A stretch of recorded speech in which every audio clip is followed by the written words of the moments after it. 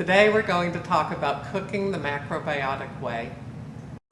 The utensils that we use are all natural. We do not use any plastic utensils, and we don't use any pots and pans that have Teflon coating.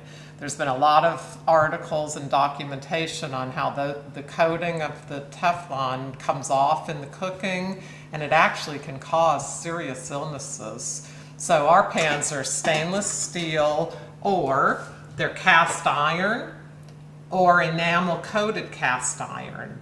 And the bowls are all ceramic bowls, nothing artificial, and the utensils are all wood or stainless steel. So very important to always use the best quality, clean and natural cooking utensils in the kitchen.